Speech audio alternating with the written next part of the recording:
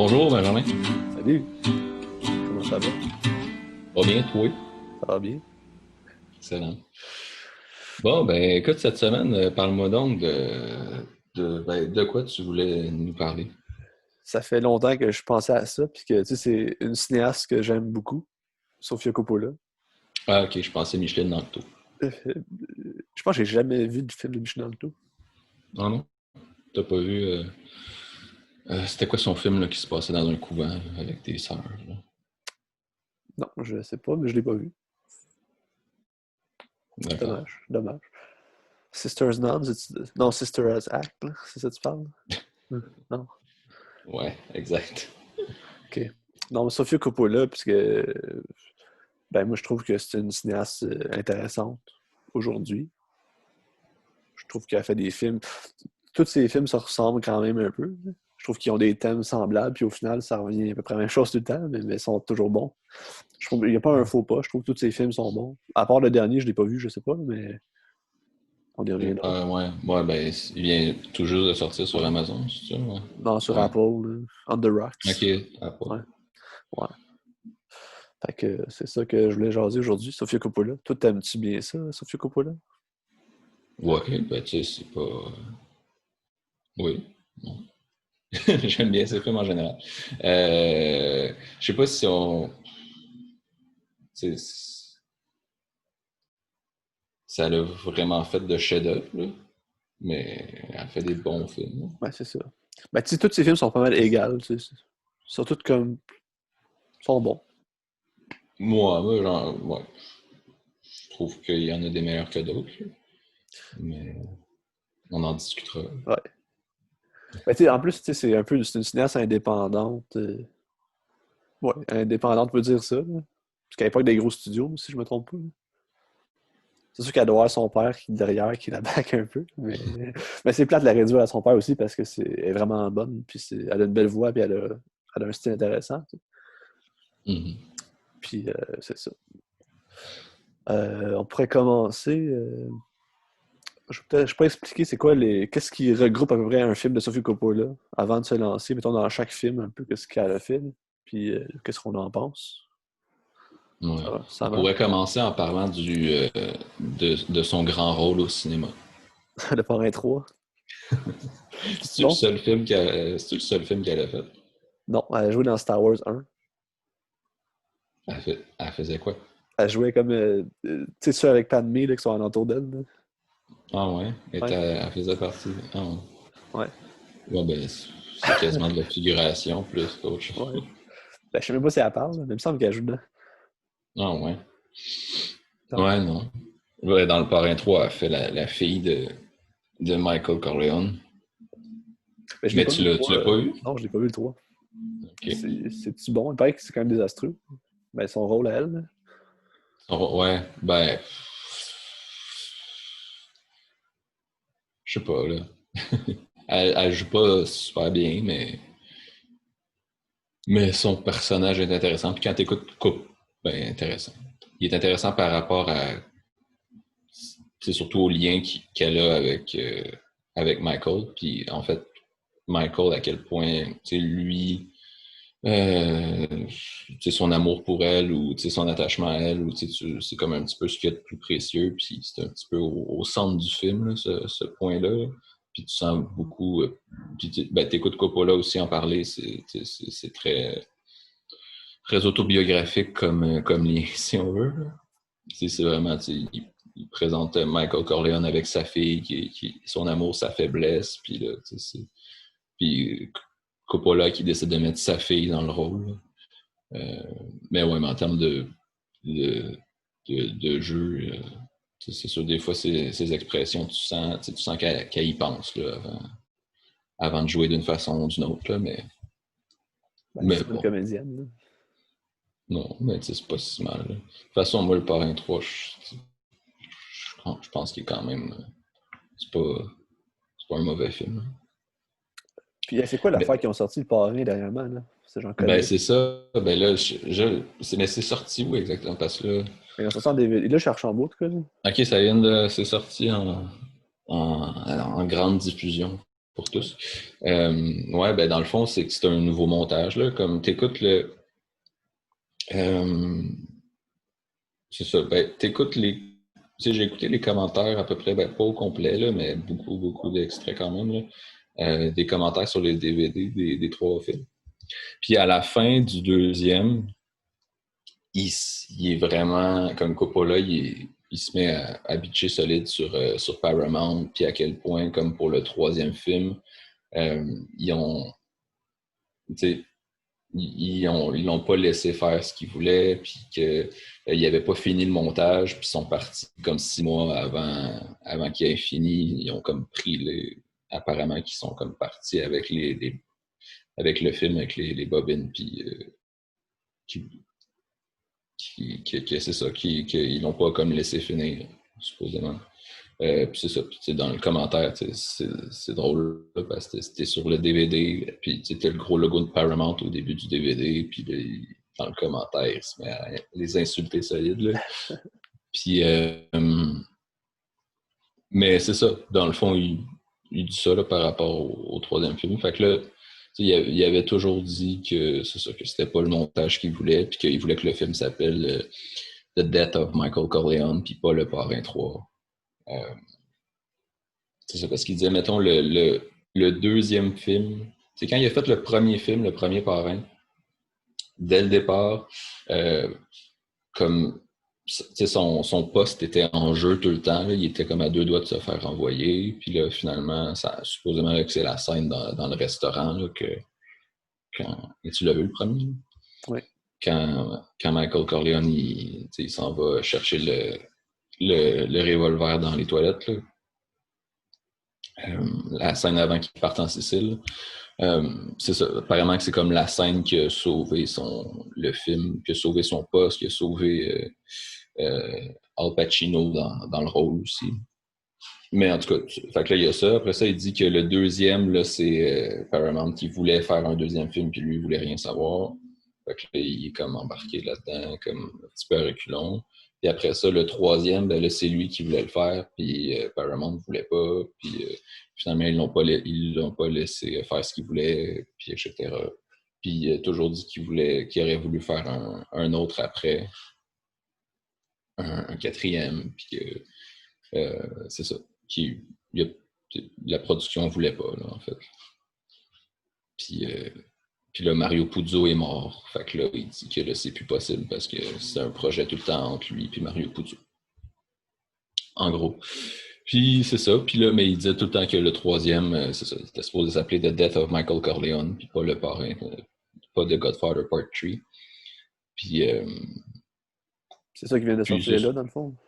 Puis là, c'est ça. Puis là, apparemment que là, il a fait supposément le montage qu'il voulait. Okay. Que là, ça vient de sortir.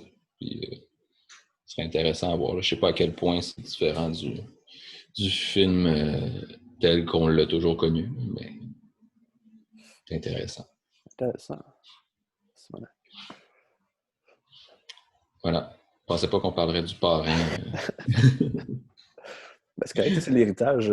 Parce que justement, le fait que ce soit une Coppola, ça l'a grandi dans ce milieu-là, puis ça transparaît dans ses films aussi. Là. C'est bourgeois, puis c'est le monde des acteurs, c'est le monde du cinéma. C'est que tu revois, surtout, mettons, dans Somewhere, que c'est ça, c'est les coulisses du cinéma. C'est comme la vie d'un acteur qui n'a pas le goût d'être là, mais on y reviendra à Somewhere tantôt. C'est le seul que j'ai pas vu. Là, fait. C'était bon, Somewhere. Je pouvais pas dire grand-chose. Non, mais je te dirai c'est quoi à peu près, puis tu vas aimer ça, je pense. Ben, ça ressemble beaucoup à Lost in Translation, quasiment. C'est très, très, très semblable. En tout cas. Ouais. Tu sais, un film de Sofia Coppola, chaque film, ça parle un peu de.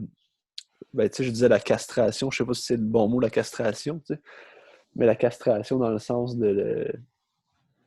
C'est comme s'ils sont la privation de quelque chose, tu sais.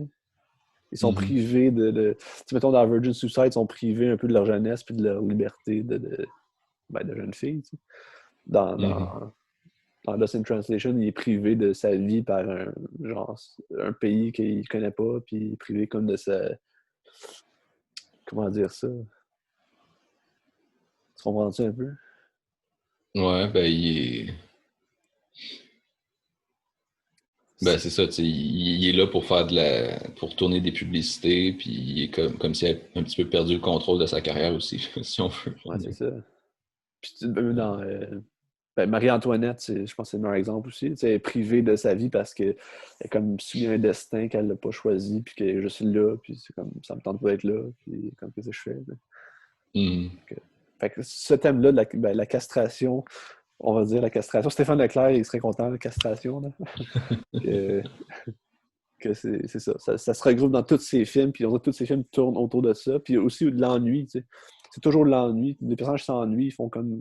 Pas qu'ils font rien, mais c'est quasiment ça. Là, Mais est-ce que non. le spectateur s'ennuie lui aussi? Ben, ça dépend des. Non, je vais dire non, là. Mais mettons, Lost in Translation. Ben, je pense qu'une des forces de Lost in Translation, c'est que ça montre l'ennui sans être ennuyant, mettons. Tu restes quand même Mhm. captivé même s'ils font rien, puis il n'y a comme pas de but. Mhm. Je trouve que c'est une de ses forces. Hein. Sauf que Somewhere, mettons, c'est peut-être en comparaison avec Lost in Translation, c'est l'ennui, mais il se passe vraiment rien. Puis tu pourrais t'ennuyer pour vrai dans ce film-là. Là. Mais je pense que c'est ça le point. Fait que c'est intéressant. T'sais. Fait que on peut commencer avec Virgin Suicide. Tu as regardé, tu l'as regardé hier? Ouais. Ben, je l'avais déjà vu. Ouais. Ben, c'est toujours le fun de le re-regarder parce que c'est excellent. Là. C'est vraiment bon. Mhm. Ouais. C'est en 99, son premier film. Que c'est dans le fond une famille avec des parents comme religieux qui sont contraignants, mettons, puis qui les empêchent de vivre leur vie de jeune fille, puis sont comme pris dans leur maison, confinés dans leur maison, puis ils peuvent rien faire, tu sais. Mhm. Ouais. En 99, là. Pas en 2020. Mhm. Ben, c'est ça, mais justement, mais le confinement, je me souvenais pas de ça, mais le confinement total arrive juste à la fin du film. Là. Ouais. Euh, les parents sont quand même stricts, mais il y a des. Ben, à un moment donné, ils organisent un party, puis à un moment donné, ils les laissent aller, ils les laissent aller au bal, puis il y a comme. Ils sortent un peu, puis ils vont à l'école, puis tout, là, mais ils ont des parents stricts là, avec tout ça, avec des couvre-feux, puis tout ça. Couvre-feu 2021. Mais, mais non, c'est ça. Puis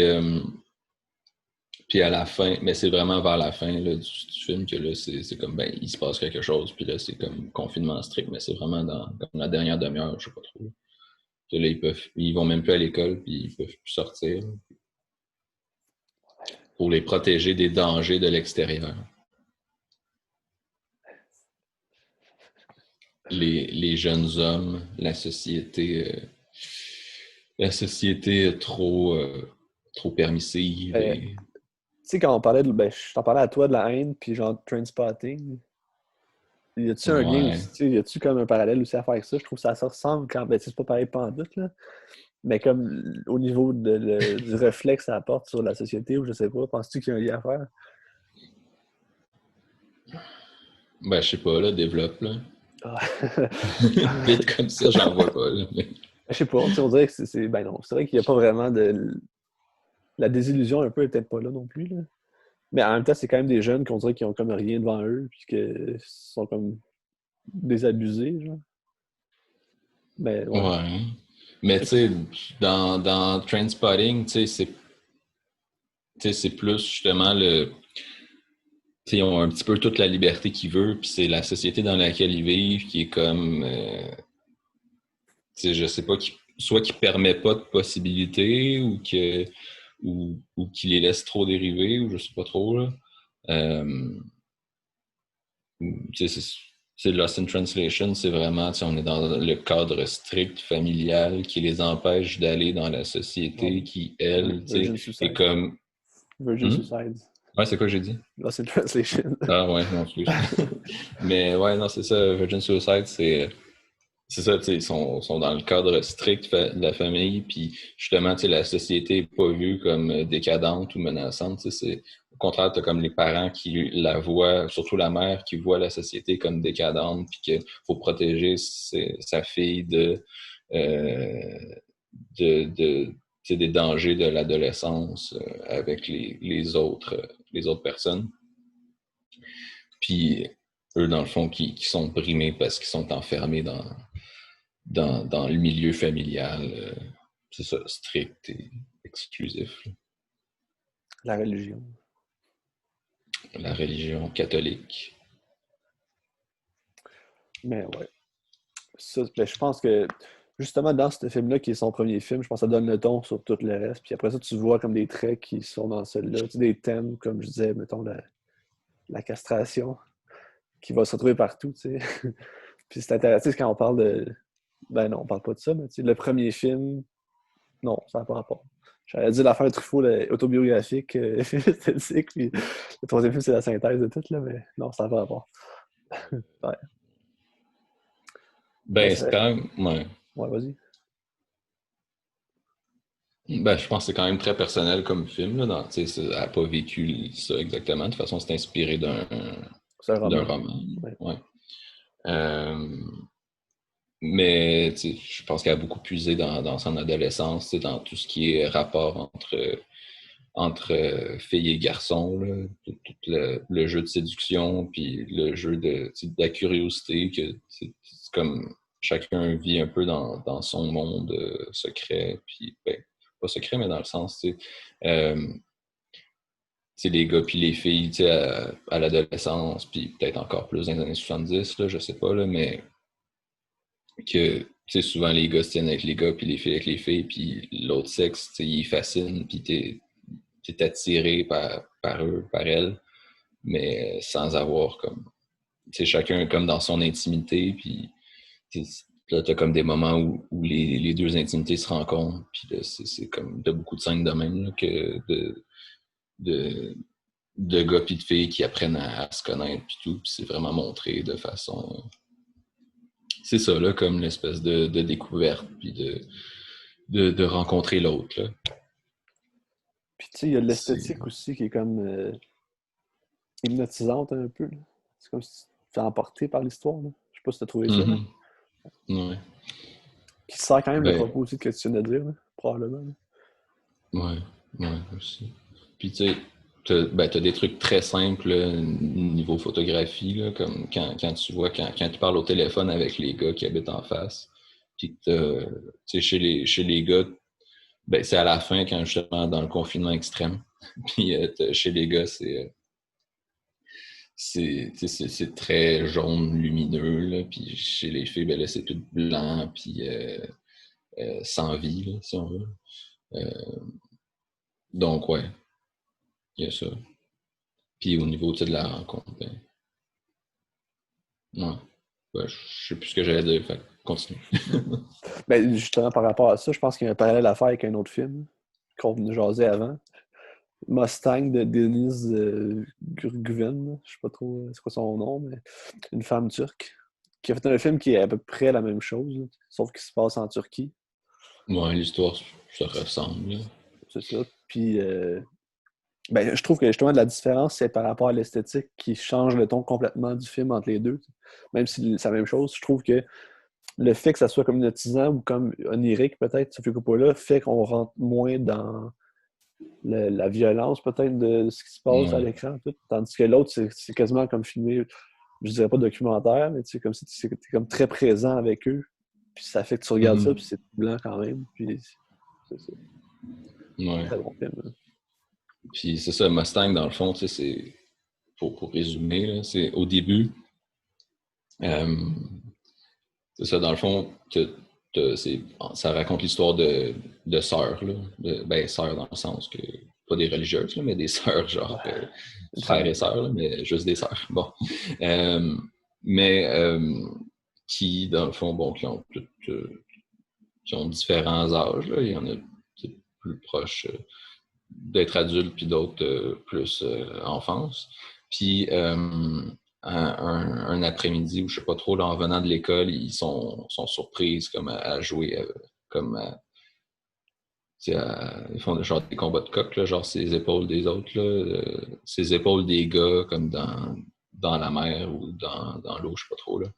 Puis là, c'est comme le gros scandale, là, puis là, ils n'ont plus le droit de sortir parce qu'ils ont été décadentes, là, parce que c'est ça, là, à peu près, là, le début. Là. Ça fait quand même une couple d'années que je Ouais. l'ai pas vu.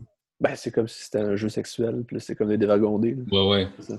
C'est ça, tu sais, c'est comme un jeu innocent qui est vu comme justement, comme de la décadence, puis comme sexuel, tout ça. Puis c'est ça, puis là, ils sont comme enfermés, puis là, ils se font. Les parents essaient de les marier, puis tu sais, de laver leur honneur, au fond, là. C'est vraiment ça. Puis c'est ça. Puis, tu sais, c'est sûr, ça se ressemble beaucoup, là. Euh, Fait que aussi, mais. la perte de liberté est là, pareil, comme tu sais, ils sont enfermés dans leur maison, puis toutes les Mhm, traditions religieuses un peu qui oppriment, là, tu sais. ouais. Mais tu sais, au-delà de tu sais, la photographie, ou je sais pas trop là, ce que tu disais là, au niveau de la mise en scène, là, de façon Ouais, générale, il y a vraiment un ton qui est différent entre les deux films, là. Ça ouais, se c'est joue. ça. Ouais. Tu sais, ça se joue autant, tu sais, ça se joue aussi dans la musique, puis ça se joue dans le, dans, ben même dans le scénario aussi, là, tu as certaines répliques ou certains moments qui sont dans Virgin Suicide qui sont vraiment voulus pour être humoristiques, là. Comme c'est vraiment, tu sais, c'est ça que, en le regardant hier, je me disais, c'est comme, le film, c'est tellement grave ce qui se passe, puis c'est tellement pas un film dramatique. C'est particulier pareil, là. Ouais. Tu sais, t'as des moments plus comme tristes, mais même là. Mais je pense que ça tient aussi au fait que le point de vue est différent. Ben, tu sais, mettons dans Virgin Suicide, c'est quasiment une délivrance, puis ils sont quasiment heureuses peut-être dans ça, justement. Mhm. C'est peut-être ça aussi qui fait que c'est pas dramatique, c'est comme le point de vue de Kristen Dunst, que c'est comme, ben, c'est cool, tu sais, on va vivre notre vie correcte, là, tu sais, à cette heure, tu sais. Ouais, puis ça se concentre sur les moments où il échappe au contrôle, là, beaucoup, Ouais. tu sais. Euh, Puis où justement, t'as l'impression qu'ils sont plus épanouis. Ouais. Puis mais c'est ça, mais c'est aussi beaucoup du point de vue des gars qui habitent en face ou des autres gars, là. Ouais, c'est vrai. Ah oui, c'est eux qui racontent l'histoire, c'est vrai. Mhm. Ouais. C'est ça, les gars qui habitent en face ou Josh Hartnett, là, C'est qui Josh Hartnett? c'est le gars, ben, il a joué dans d'autres films après, là, mais c'est C'est celui lui, qui amène, ben, c'est celui qui, ben là, c'est lui qui je le date dirais pas, là. Kristen Dunst, là. Hein? Lui qui date Kristen Dunst? Ouais, exact. Ok. C'était-tu le premier film de Kristen Dunst, ça, ou ça en a fait d'autres avant? Je pense qu'elle a joué avant Ben, un peu, mais... ouais, non, elle a joué, elle a joué avant. Mais elle avait, c'est ça, son personnage a 14 ans, mais elle avait 17 ans là, dans le film. Ok. Ben, je sais qu'elle avait joué avant dans Little Women de 94. Elle faisait Amy. Ah, elle faisait Florence Pugh. Ouais. Mais jeune, parce que je pense que c'était deux actrices différentes pour jeune et vieille. Ok. Ben, vieille, entre guillemets. Mais, euh, mais ouais. C'est Winona Ryder, elle faisait Joe. Ah oui. Puis Claire Danes, Beth. Puis l'autre, Emma Watson, je la connais pas, je sais pas c'est qui. Je sais pas. Mais, mais justement, tu sais, ce film-là a créé aussi une réunion avec Sofia Coppola pour le reste de ses films. Tu sais, c'est comme son actrice fétiche, c'est Kirsten Dunst qui va revenir, je sais pas combien Ouais, de fois. 4 ou 5 fois, me semble. 3. 3 ou ben 4 je fois, sais là. pas, là. En tout cas. Ah non, je sais pas, mais elle revient souvent, puis c'est comme. Je pense que c'est des bonnes amies aussi, là. Fait que, Mhm. ouais. Mhm. Puis Virgin Suicide, on peut aussi le surnommer le meilleur film dans lequel a joué Hayden Christensen. Ah, il joue dedans. Il joue. Mais il fait, ben tu sais, quand ils vont au bal, quand Josh Hartnett, il va au bal avec Kirsten Dunst, puis là, tu sais, il est avec trois amis là, de l'équipe de football, puis qui vont avec les autres sœurs. Puis des gars de football, ben, c'est Hayden Christensen. Mais tu le vois à peine, là. J'avais pas remarqué. Comme, fait que c'est ça. C'est probablement le meilleur film dans lequel il a joué. Mais tu sais, justement, la semaine passée, t'avais Star Wars qui jouait à la télé non-stop, genre à tous les jours, toute la journée, là. Puis j'écoutais ça tout le temps, puis C'est mauvais en tabaslac son jeu hein, dans Star Wars 1 puis 2, 2 puis 3. Là. C'est épouvantable. Ouais, mais il y a bien du monde que leurs jeux sont mauvais. Ouais. Nathalie Portman n'est pas très bonne non plus. Non. En tout cas, je pense que. C'est juste Je pense George que George Lucas qui Lucas, était bon, c'est ça. c'est pas un très bon directeur d'acteur. Mais tu sais, aussi, c'est quoi son nom, là, celui qui fait Anakin dans l'épisode 1. Là. Ah, lui qui est en Je prison. peux bien croire que c'est un enfant, mais il est vraiment mauvais. Là. Ouais. C'est horrible. Ouais. Je pense que ça fait-tu le tour de Virgin Suicide? Il me semble que je voulais dire quelque chose par rapport à ça. Le ton qui est très différent.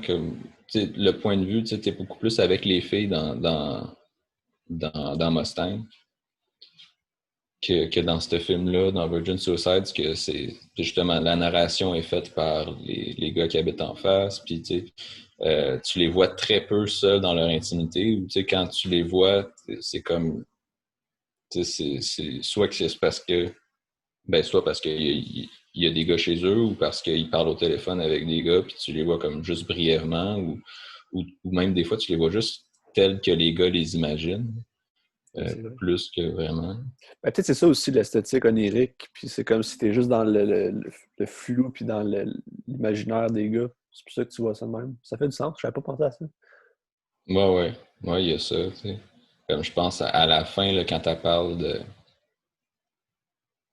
quand ils vont chez elle puis ils veulent comme les enlever puis partir faire un tour en partir faire un tour en voiture puis tout, puis là les Kirsten Dunst qui disent ah ouais, on vous rejoint là, tout, puis là tu vois comme une image que sont là à rouler les cheveux dans le vent avec le soleil qui se lève ou je sais pas trop là. Puis là c'est super onirique puis tout là, mais justement ça fait partie des différentes images qui viennent vraiment de l'imagination des gars si on veut. Fait, ouais. Mais très bon film. Très très bon film. Je pense que, en plus, pour un premier film, c'est exceptionnel. Là. C'est hallucinant. Là. Fait que si les gens n'ont jamais vu ça, ben écoutez Virgin Suicide. Puis après ça, elle a enchaîné 4 ans plus tard avec, selon moi, son meilleur film, Lost in Translation, en 2003. Juste parce que Bill Murray est hallucinant dans ce film-là. C'est exceptionnel. Puis, on dirait c'est Bill quasiment Murray. Ben, c'est ça, on dirait qu'il joue son propre rôle quasiment. Puis, ouais. Puis ce film-là, encore là, ça parle de la castration. L'excursion.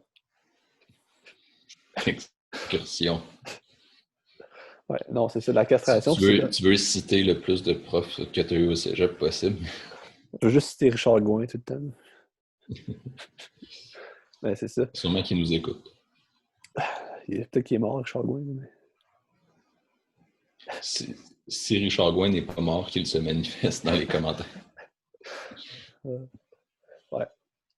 Ben, tu sais, ce film-là, c'est un acteur, Bill Murray, qui est au Japon, qui tourne des pubs, puis il est comme malheureux dans sa carrière. On dirait que, genre, je sais pas, c'est des films qui marchent pas, ou je sais pas. Il se voit à la télé des fois. Puis c'est quoi, c'est-tu le film avec l'éléphant qui se voit à la télé un moment donné? Là? Je me souviens plus du titre, je l'ai lu en cassette, je pense. Avec l'éléphant?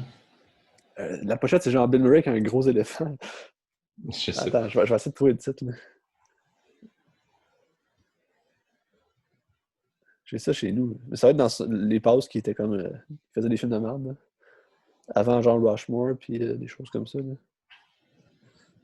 Avant que Wes Anderson le trouve.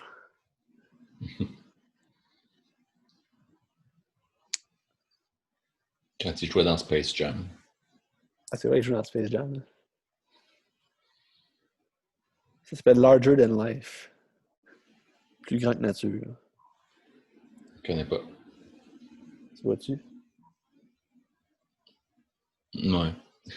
Mais en tout cas, ça. Tout le monde, il se voit à l'écran quand il est dans sa chambre d'hôtel, puis c'est comme pathétique, puis il se voit jouer, puis on dirait qu'il est comme pas content de ce qu'il fait, puis qu'il fait de la merde. Là. Mhm. Ou peut-être c'est comme une réflexion de lui-même aussi sur sa propre carrière. Peut-être, là, je lance ça de même. Là, mais... Puis à travers ça aussi, tu as Scarlett Johansson qui elle sort avec. Mais je pense que c'est aussi la, tu sais, genre, crise de la quarantaine ou cinquantaine, je sais pas trop. Là. Ouais, ça fait. Ben, surtout que sa famille aussi, qu'il a pas l'air heureux. Ça fait du sens. Là.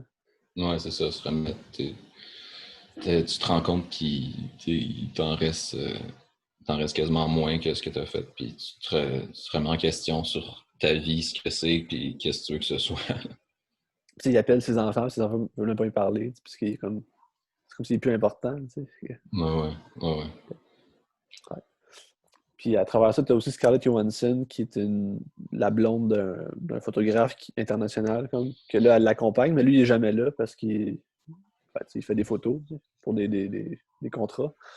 Fait qu'elle se retrouve au Japon, elle parle pas la langue, puis elle est comme toute seule, puis comme ça ne tente pas tant d'être là, puis elle sait pas ce qu'elle fait dans la vie. Je pense qu'elle étudie en philo, quelque chose comme ça. Puis elle se questionne un peu sur une crise existentielle. Dans le fond, dans les deux Mhm. personnages, c'est une crise existentielle qui se rejoignent à deux niveaux différents parce que l'autre qui a genre 18 ans, puis l'autre qui a comme 40-50 ans. Mhm. Puis, puis là, c'est ça, les deux, Bill Murray et Scarlett Johansson, vont se rencontrer. Mais c'est ça, parce qu'elle tu sais, elle est en voyage au Japon pour accompagner son chum, mais elle fait juste comme. Tu sais, son chum, il est jamais là. Fait que là, elle est comme juste dans la chambre d'hôtel à rien faire. Puis, tu sais, Mais j'ai lu quelque part que cette relation-là, c'était basé sur sa relation de Sophie Coppola avec Spike Jones. ah ouais, C'était ça qui l'a inspiré, ouais. Mais il me semble, j'ai lu ça, mais il me semble. ouais, peut-être. Mais je pense aussi que, tu sais, elle a beaucoup. Tu sais, elle doit avoir vécu ça beaucoup dans sa vie, tu sais, avec son père, mettons, là, tu sais, d'être à des places, puis qu'elle, elle peut pas faire grand-chose, puis qu'il faut qu'elle s'occupe. Là, puis... Ouais, puis c'est ça, parce qu'elle a grandi aussi quand il tournait Apocalypse Now. Je pense que c'était genre au Cambodge, dans ce bout-là, puis elle est allée habiter avec lui là-bas, puis je pense que c'était pas mal ça, sa jeunesse. Là. Ouais. Ben, en tout cas, c'est Mm. vrai, ça fait du sens. Ça. Mais ce film-là aussi, qu'est-ce que j'aime, comme je disais tantôt, c'est que il se passe absolument rien. T'sais. Puis t'es vraiment tout le temps plongé dans l'histoire. T'es tout le temps intrigué par ce qui va se passer, même s'il se passe rien. T'sais. Mhm. Je sais pas ce que t'en penses. Hein? Mais ouais, non, c'est vrai. Comme, tu sais, ben c'est ça, c'est un film où il se passe pas grand-chose. Là, où ce que, tu sais, les plus gros événements, c'est genre une soirée au karaoké, puis tu sais, mais c'est la rencontre de deux personnages surtout, là, puis la relation qui développe. Puis une des grandes qualités, c'est que c'est pas vraiment, tu sais, c'est pas une comédie romantique, ou en tout cas, c'est pas une comédie romantique traditionnelle. Tu sais, je veux dire, il y a pas, c'est pas une vraie histoire d'amour vraiment là, qui se développe. C'est plus une complicité, puis ou en tout cas, s'il y a amour, il est pas consommé, là, si on veut. Ouais. Ben, c'est comme si les deux personnages ils font un à la fin, dans le fond. Là. Ouais, ouais. C'est ça. Hmm. Ouais, ben, c'est intéressant de développer sur ce concept. Ben, ouais, à la fin, c'est comme si. C'est comme un âme sœur un peu qui se retrouve, là, je sais pas. Puis c'est comme un. Je dirais pas un amour impossible, là, parce que c'est pas vraiment. C'est un peu de l'amour, mais c'est pas de l'amour, tu sais. C'est juste que c'est comme si elle a trouvé quelqu'un qui la comprend, puis lui aussi a trouvé quelqu'un qui la comprend. C'est dans leur réalité qui leur plaît pas, peut-être. Ouais. C'est comme deux âmes en dérive qui se sont trouvées, là, si on veut. Puis, tu sais, quand il. Mais toute la réflexion philosophique par rapport à comme l'existence, puis ça, comme qu'est-ce que je fais dans la vie, puis qu'est-ce que je vais faire, puis est-ce que j'ai réussi ma vie, puis tout, je trouve que c'est vraiment bien réussi, puis c'est bien amené, puis ça fait réfléchir. Mhm. Ouais, non, c'est intéressant. Puis, tu sais, c'est très. Il y a un aspect onirique, puis ben, au-delà d'onirique, là, parce qu'on l'a beaucoup utilisé, mais tu sais, atmosphérique là, dans les films, c'est beaucoup de scènes tu sais, sans parole, puis juste tu sais, tu sais, soit mettons des paysages qui défilent, ou tu sais, des différents. Avec la musique qui est très, je sais pas comment je la décrirais, là, mais tu sais, c'est pas de la grosse musique rythmée entraînante, là. C'est de la musique qui est plus planante, là. Mais je pense que c'est du Phoenix ou quelque chose comme ça. Parce que je pense que le Ouais. Phoenix revient souvent dans. Parce que je pense que c'est son mari, Sofia Coppola, Ok, le gars de ok. Phoenix. Je suis pas sûr, mais il me semble. Puis la musique de Phoenix revient souvent dans tous ses films. Que- Je pense que mon chat, il fait des conneries encore.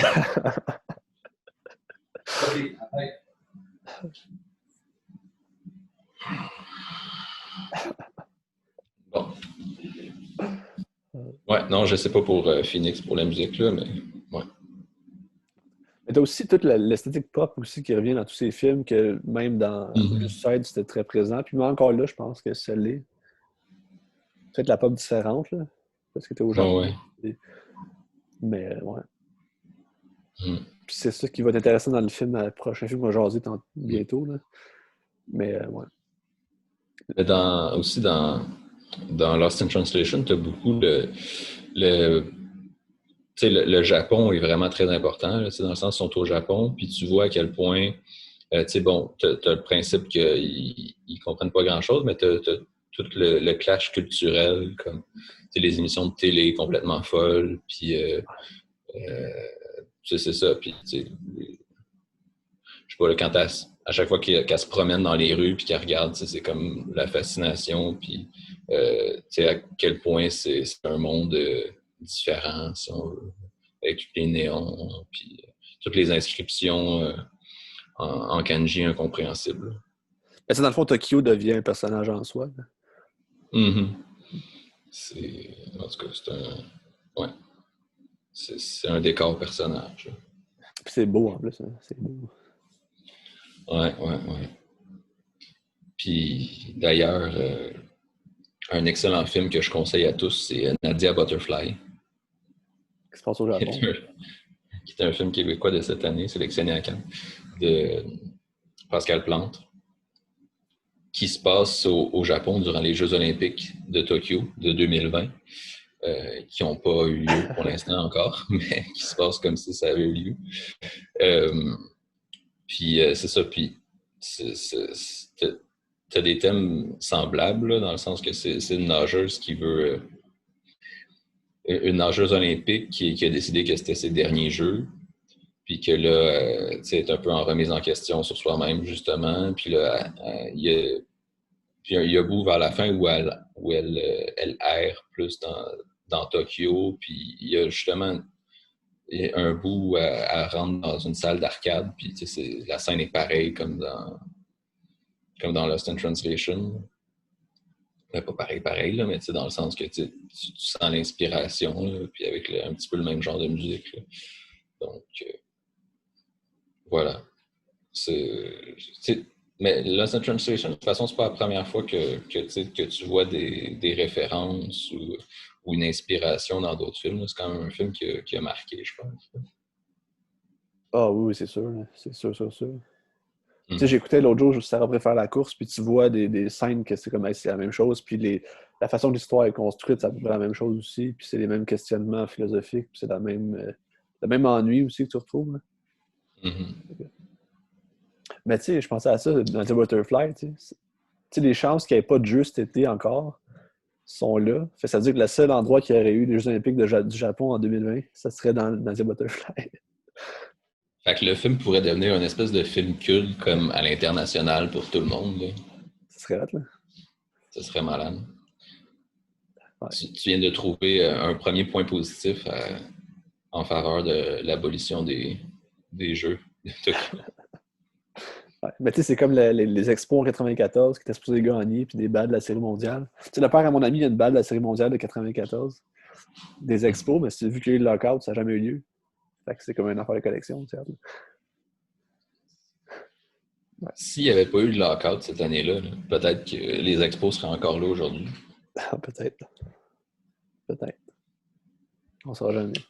On dérive, là, mais Ouais. Sofia Coppola. Ouais. Bon, si ça fait-tu le tour de Lost in Translation? Je pense que oui. OK. Ensuite, son troisième film en 2006. C'est quoi? Il faut que je réponde, c'est Somewhere. Non. 2006? Ah, excuse. Somewhere, c'est quelle année? 2008? 2009? 2009, je pense. Ouais, je pense que c'est 2009. Ouais, j'ai une anecdote par rapport à ça, mais ouais. 2009, je pense. Une anecdote par rapport à l'année 2009. C'est intéressant. Par rapport à Somewhere. Par rapport à Non, l'année c'est aussi. Marie-Antoinette en 2006. Marie-Antoinette. T'avais-tu aimé, toi, Marie-Antoinette? Non. T'avais pas aimé? Ben, pas tant que ça. Là. Moi, première fois que je l'ai vu, j'étais laissé sur ma faim un peu. Parce que je trouve que c'est comme du vide. C'est du vide, vide, vide. Là, tu sais, il se passe absolument rien. Puis t'es juste là. Ouais. Puis t'attends. Puis c'est un peu long, ça.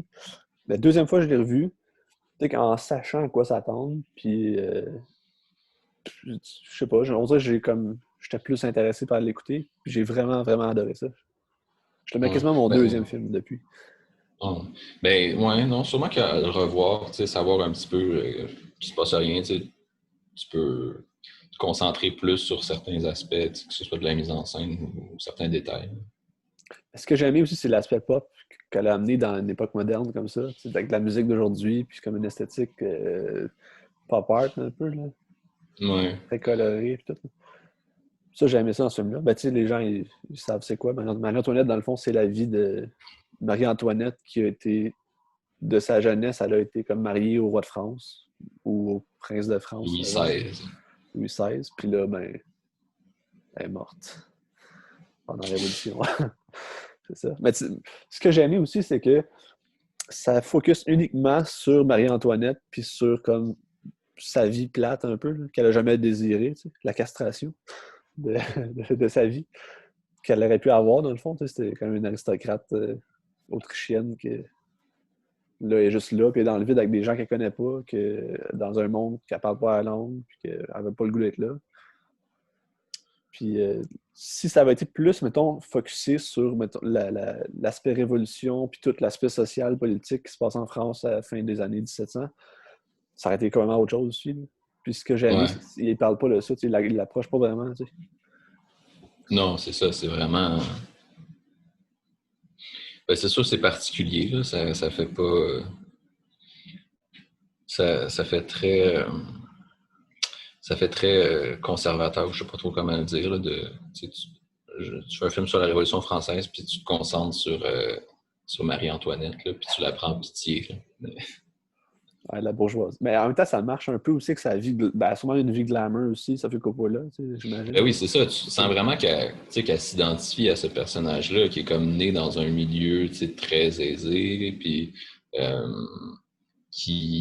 mais qui n'a pas vraiment de contrôle sur, qui n'avait pas vraiment de contrôle sur ce milieu-là ou sur sa destinée, ou comme qui est juste né là, puis qui a juste euh, qui a vécu avec ça, là, qui n'avait pas le choix d'en faire partie. Puis Kirsten Dunst aussi est fantastique, j'adore. Mm-hmm. Mais Mais ouais, vas-y. non, vas-y. Ben, moi, je t'invite à le réécouter une deuxième fois parce que je pense que tu vas mieux apprécier ta deuxième fois. Mm.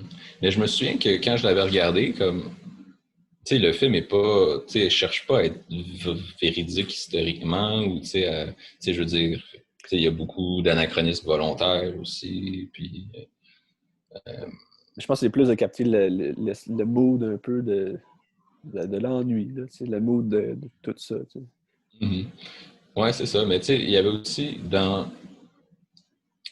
comme dans le making of, Sofia Coppola elle disait que elle disait que c'est ça, l'histoire a été injuste envers Marie-Antoinette, que tu sais, on en parle souvent comme c'est ça, là, que, tu sais, que, qui était qu'elle méprisait le peuple, qu'elle n'en avait rien à foutre de ses problèmes puis tout, mais dans le fond, elle savait pas tout, blablabla. Puis tu sais, une grosse défense, tu as l'impression que son film se place comme en espèce de défense de Marie-Antoinette, mais comme ben, je comprends pas comment tu veux défendre quelqu'un historiquement avec un film qui cherche pas à être exact historiquement. Là. C'est particulier comme Ouais. idée rhétorique. Là.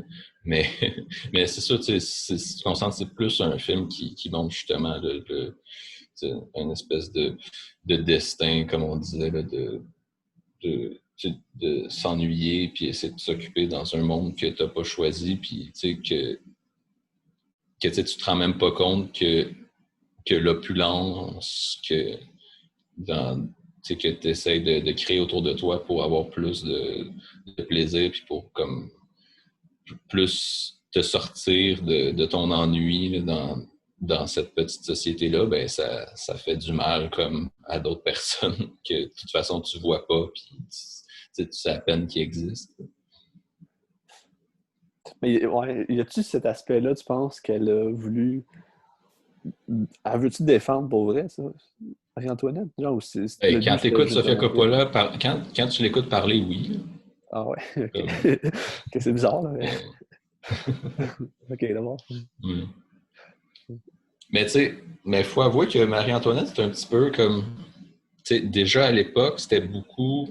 C'était un petit peu un bouc émissaire, là, comme chez le peuple. Puis bon, par après, dans l'historiographie plus traditionnelle française, héritée de la Révolution, là, Marie-Antoinette est un petit peu un bouc émissaire des excès de la royauté, puis de l'aristocratie, puis comme l'espèce de personnage justement là, qui était déconnecté, puis qui vivait dans l'opulence, puis que c'est comme. Alors que cette femme-là avait pas grand pouvoir sur grand-chose. Là. Fait que j'imagine que je sais pas que certains peuvent s'identifier puis vouloir la défendre. Mais... Ouais, non, je comprends, mais ouais. Je suis pas sûr de qu'on devrait la défendre pareil, là. Mais... c'est pas grave.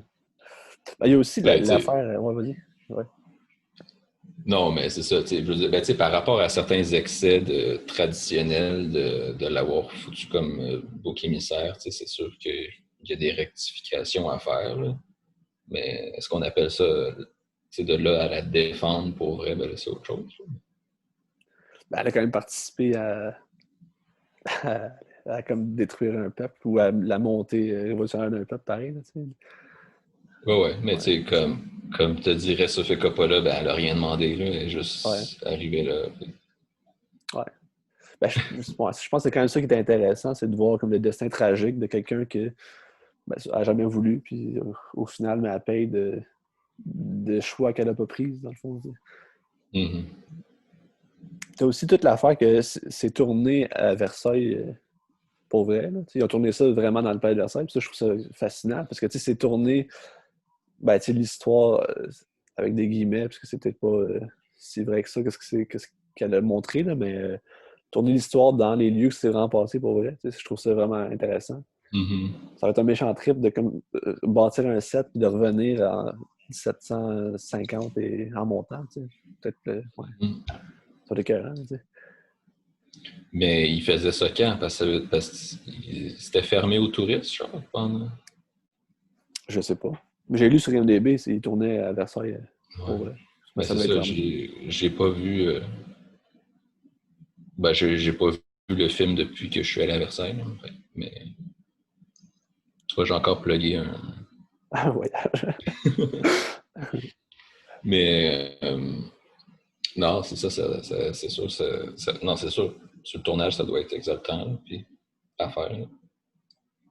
Ben, pour l'esthétique, je trouve que c'est intéressant. Puis c'est un bon film. Il n'y a pas de Mm. mauvais film de Sofia Coppola. Peut-être son téléfilm, je ne l'ai pas vu. Là. A Very Merry Christmas. Je ne l'ai pas vu. Ouais. Enfin, Netflix. Là. J'ai pas vu non plus. Fait que là, c'est correct pour Marie-Antoinette. Là. Oui, oui. OK. Là, son prochain film, après ça, en 2009. Somewhere. Mon anecdote de Somewhere, je peux te dire tout de suite. Somewhere a gagné le Lion d'Or à Venise. Meilleur film. Ouais. C'était Quentin Tarantino qui Ouais. présidait le jury. Ça, tu sais, ça a fait un scandale. Parce que ils ont sorti ensemble, C'est c'est ça. ça? Puis qu'il disait qu'il y a pas de. C'était pas impartial. Fait que, genre là, il a donné le prix à son ex. Puis genre.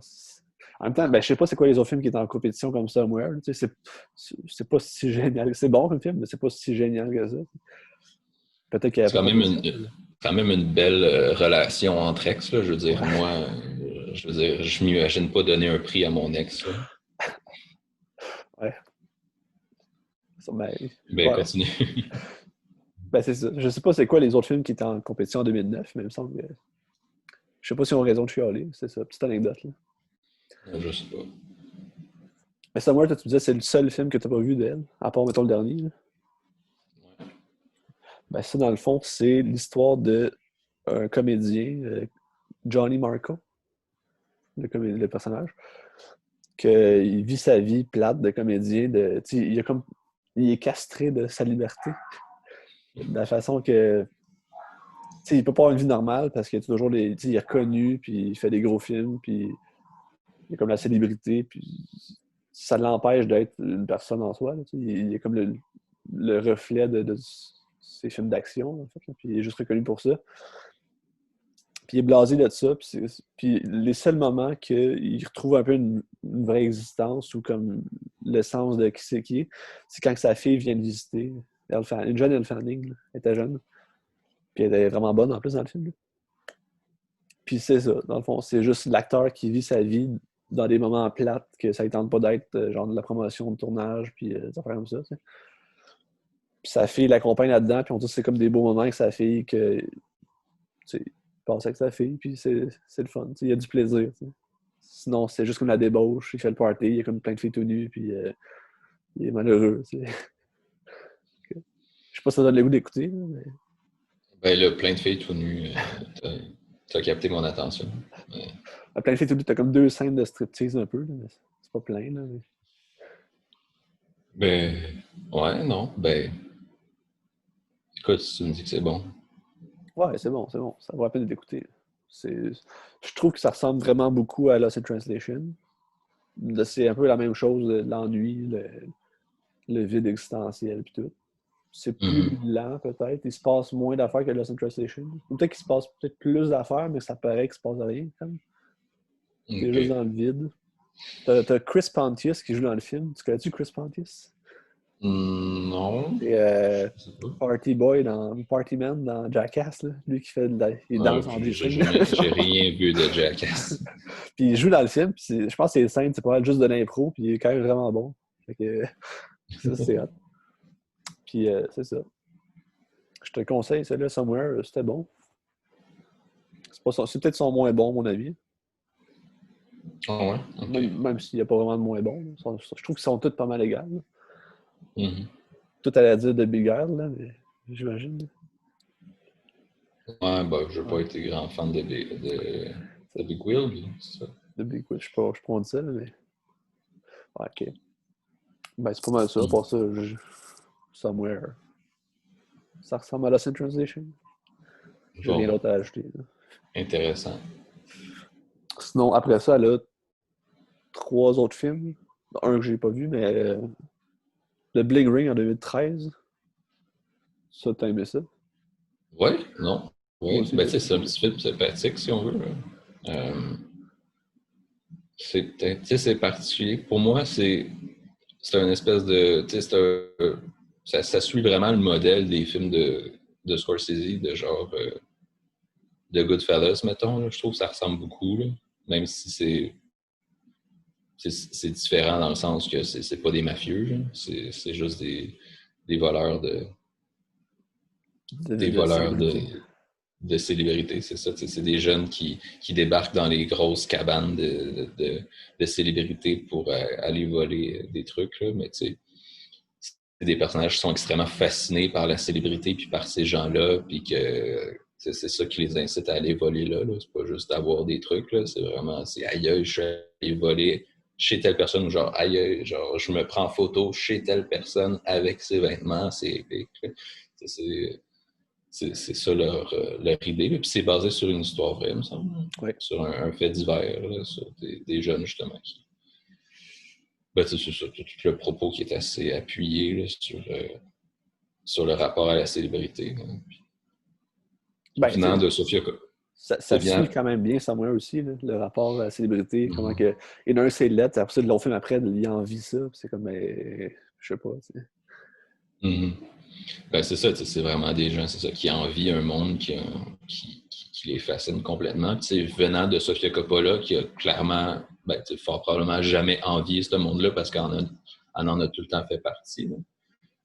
Dans le sens qu'elle est née dans une famille riche et célèbre. Puis, Puis tu sais, je vais revenir avec ma castration, là. C'est un peu la castration d'une vie normale par les idéaux un peu stupides que les personnages ont aussi, là, c'est comme l'idéal qu'ils veulent atteindre, mais c'est ça qui leur empêche d'être vraiment quelqu'un pour vrai, là. Il fait juste aspirer à quelqu'un qui ne seront jamais, là, probablement.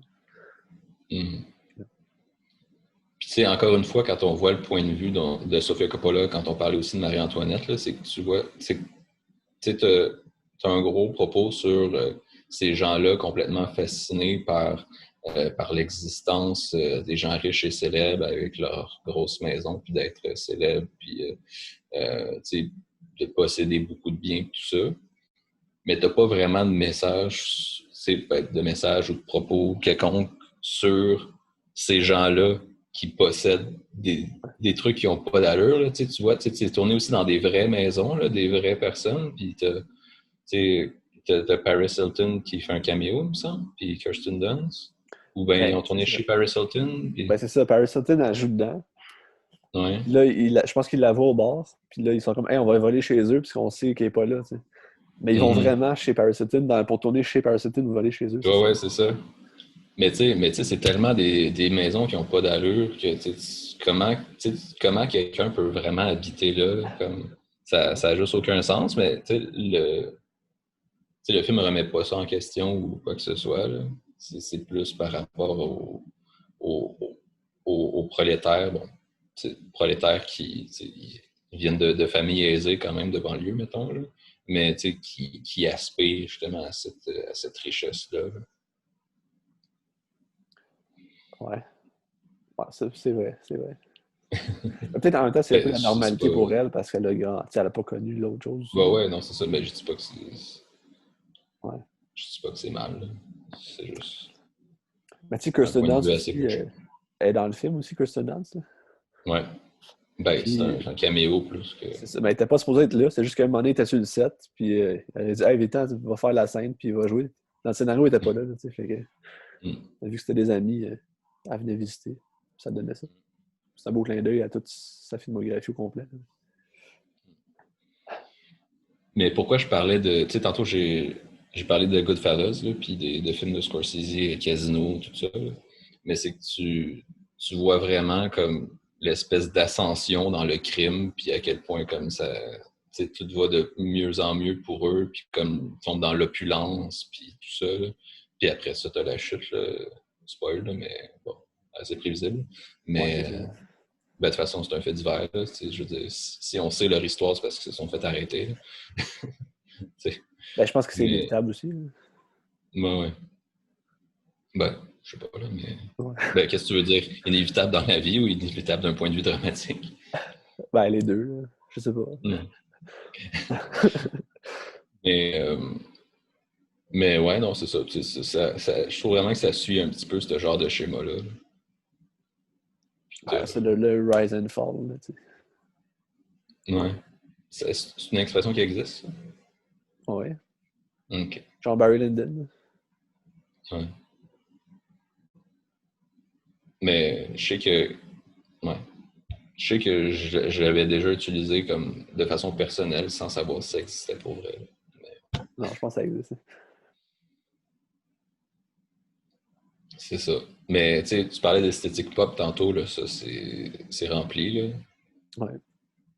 Comme... Ben, peut-être moins dans Big Al, mais dans tous ces films, c'est que ça, là, tout le temps.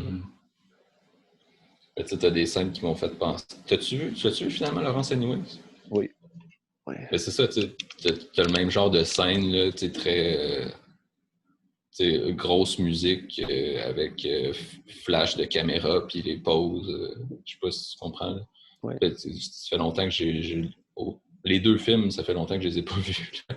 Mais il y a comme une espèce d'esprit là, très pop, très milieu de la mode aussi, peut-être. Quand tu vois Emma Watson danser, là, c'est ça que tu parles, là? Ben, j'imagine, là, mais... Ben, je me souviens pas vraiment, là, mais tu sais, juste quand ils se prennent en photo avec tous les vêtements puis les sacs à main de luxe avec la grosse musique en arrière. Là. À moins que ça existe juste dans mon imagination, Non, que non, ces scènes-là. OK, ça fait du sens, ouais. c'est bon. Mais ouais. Ben, Emma Watson, tu parlais du meme, là? Ouais. Mais c'est dans Ouais. le film, là, c'est ça. Ouais, ben c'est ça. Si vous avez vu le meme de Emma Watson qui danse, qui se déhanche de façon sexy, ça vient de ce film-là. Pas de Harry Potter 2. Deux, s'il vous plaît. Un peu de retenue dans les commentaires. Ça fait-tu le tour de Bling Ring? Là? Euh, oui, ben, je pense. Puis là, un dernier film de Big Al, 2016. Big 2016. Wild? Big Will, Big Al. Les Je sais Proies. pas. Les proies. Moi, Ouais. j'avais beaucoup aimé. Toi, t'avais moins aimé. Ben, j'avais, je sais pas, là, j'avais trouvé ça un petit peu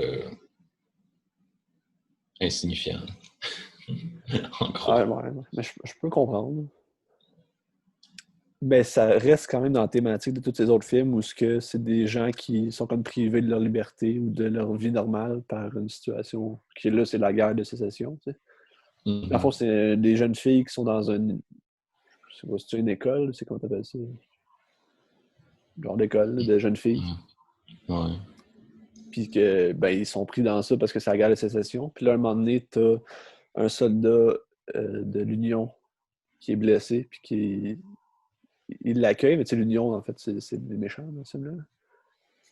Puis là, c'est comme la première fois qu'il voit un homme depuis longtemps. C'est comme toute la tension sexuelle qui explose entre toutes les filles. Là-dedans. Ça, je trouve ça intéressant, la relation entre chacun qui veulent se manger, tu sais, puis comment Ouais. ça, comme la psyché évolue à travers le film.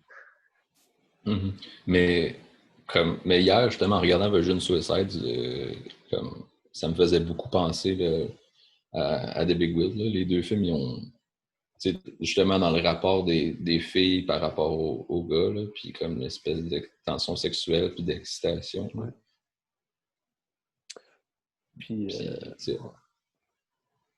tu sais, tu sais, les rapports des différentes filles entre elles, ben là, c'est sûr, c'est pas. En Virgin Suicide, ça reste plus cordial, mais des différentes filles entre elles tu sais, par rapport à l'homme qui est comme objet de désir pour toutes. Là. ouais. Puis, il est Mais encore Kirsten Dunst, qui est fabuleuse dans ce film-là aussi. encore elle, Fanny. Funny. Nicole Kidman, qui est quand même solide aussi, à joue bien. Mhm. Ben, elle joue dans des bons films, Nicole Kidman, ces Ouais. temps-ci, depuis une couple d'années, il me semble. Yorgos Lanthimos, là, The Killing of a Sacred Deer. Mm. C'est bon. Vraiment excellent. Puis ben, aussi toute l'esthétique de Les Proies. Je vais dire Les Proies parce que ça se dit plus facilement. Mhm. Euh, tu sais, je pense que c'est éclairage naturel, mais c'est comme dans une genre de forêt, puis t'as comme tout le soleil qui joue dans ça, c'est beau. Là. C'est vraiment, vraiment beau. Ça a quand même pris de la mise Ouais, en ouais. scène à Cannes aussi en 2016. Mhm. Ça, je pense que c'est un point fort aussi du film. Là. Ouais.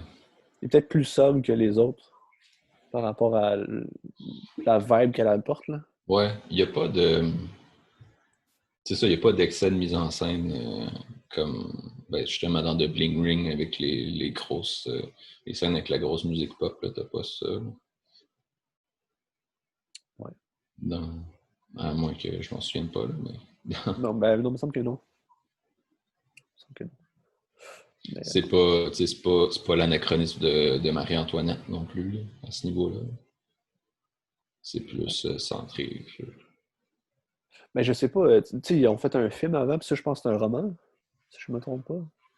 Ouais, ouais, je me souviens pas si c'est un roman, là, mais en tout cas, il y a au moins eu un autre film avant avec Clint Eastwood. Là. C'est Clint Eastwood qui joue Colin Farrell. Ouais, ben, il me semble que oui. Ah ouais, ok, je savais pas. Mais je sais pas à quel point c'est quoi la différence, sais-tu? Ben, sûrement pas, là, mais.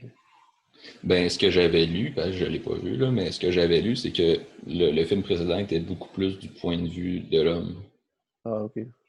du soldat, tandis que là, on est vraiment plus avec les filles. Là. J'imagine que c'est plus intéressant du point de vue des filles. Ouais, ça va être différent, mais. Ben, c'est ça, c'est différent, je pense. Là.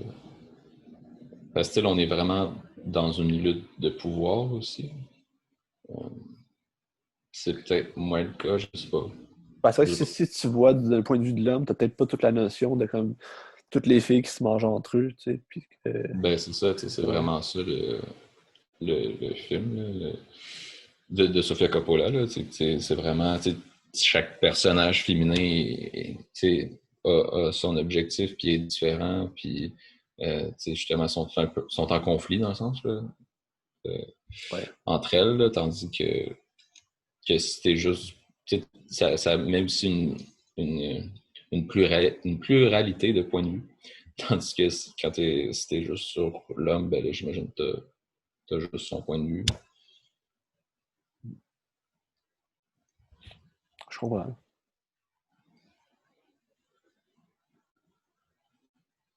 Tu comprends? T'as rien à ajouter. Non, non, mais non, je comprends ton point, je pense que t'as raison, tu sais. C'est ça. Puis je pense, ben, là, j'ai pas vu l'autre, là. Je l'ai pas vu. On dirait que ça m'intéresse pas l'autre, là, mais. mais ouais, non. J'imagine que c'est plus intéressant du point de vue de la femme, en tout cas. Je l'ai pas vu. Je l'ai pas vu.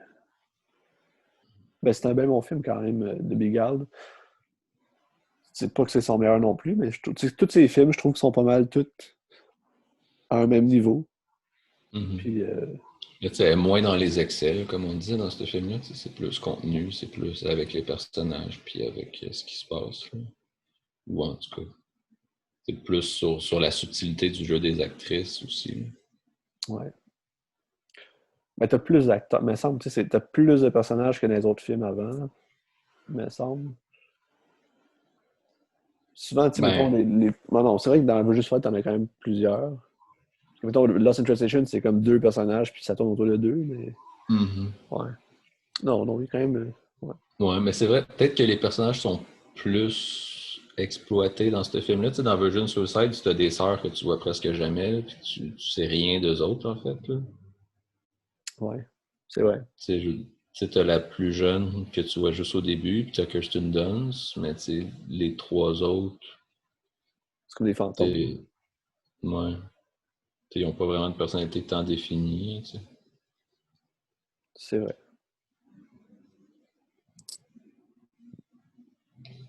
Ouais, Mais en tout cas, bon, ça fait le tour pour The Big Island, là. Ça fait ton tour de Big Island. oui, je pense que OK. oui. Puis là, elle a fait un film en 2020, On the Rocks, qui est sur Apple. Moi, je l'ai pas vu. Toi non plus, tu l'as pas vu. Non, J'aimerais ça le je suis pas voir. abonné. Je suis pas abonné à des services de streaming. À part un, mais je paye pas pour. Ouais. Ben, je pense que les critiques sont assez mitigées, mais je pense que ça a l'air bon pareil. J'ai entendu des bons commentaires. Puis je pense que c'est avec Bill Murray, hein. C'est le retour de Bill Murray avec Sofia Coppola. Ça risque d'être quand même intéressant. Mais si t'as Hmm. un film, mettons, suggéré de Sofia Coppola, lequel tu suggères? Mais probablement là, c'est une translation, mais je pense que le plus facile d'accès, c'est Virgin Suicide. Là. Ouais, c'est vrai, je suis d'accord C'est. avec toi. Hmm. Puis tu sais, c'est peut-être. Ouais, non, quelqu'un qui veut. Ben, ça dépend. Tu sais, quelqu'un qui, mettons, qui s'intéresse pas tant au cinéma, je considérerais plus Virgin Suicide. Parce que c'est peut-être aussi quelque chose qu'il n'aura jamais vu. Tu sais, un film tu sais, qui traite d'un sujet grave de façon légère, entre guillemets. Là. Euh, puis avec, c'est ça, avec toutes sortes tu sais, avec tu sais, de la musique joyeuse, avec du heart en, en musique sur un film qui parle de suicide et tout ça. Mais non, ça peut être. Sinon, ben c'est ça. Le meilleur, ce serait probablement plus Lost in Translation, je pense. Là. Ouais, je Mais suis les d'accord. deux, je trouve quand même de qualité relativement équivalente. Là. Ben, moi, je trouve que tous ces films se valent. Il y en a peut-être. Ouais. Moi, Lost in Translation sort du lot un petit peu, mais je trouve que tous ces films sont pas mal tout au même niveau. Tu sais. Sont pas comme fucking excellents, mais sont tous très bons. Tu sais. Mhm. Ouais, ben, tu sais, comme je te dis, il y en a que j'aime moins, là, mais. Ben, Marie-Antoinette, réécoute-les. Ça, je pense que c'est ça, moi, Ouais, je faudrait. conseillerais. C'est de. Marie-Antoinette, si tu le réécoutes puis tu le réécoutes, tu vas aimer ça. Ouais. Mais tu sais, je conseillerais pas Marie-Antoinette à quelqu'un À quelqu'un qui, qui connaît qui pas le veut cinéma, découvrir. mettons, là, c'est ça, non, non, non, non. Mais je pense que Mais je l'avais regardé avec ma sœur, parce que ma sœur, elle voulait le voir parce qu'elle aimait ça, les histoires de princesses, puis ça n'a pas de aimé ça. château, puis tout. Puis, ben, je pense qu'elle a juste trouvé ça banal, là, mais je me souviens pas. Là.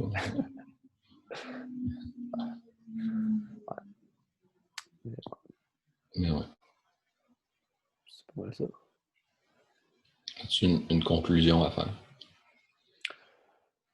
Sophie Coppola est hot.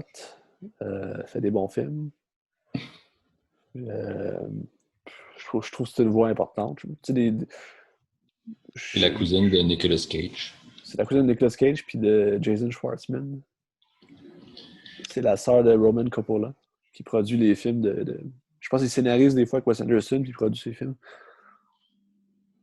Je sais pas s'il y a. Ben, c'est Ben, une méchante famille, là. Je veux dire, ouais. tu sais, Talia Shire, c'est sa tante, là, c'est la sœur C'est qui t'allait de faire. Francis Ford Coppola.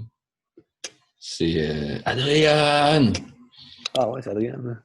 Mm. Puis, ben, elle joue dans Le Parrain aussi, là. C'est Connie, je pense. Je savais pas. Ouais. Ah non, c'est ça, c'est tout. Ben, tu sais, justement, je sais pas s'il y a un lien à faire entre Coppola et Wes Anderson.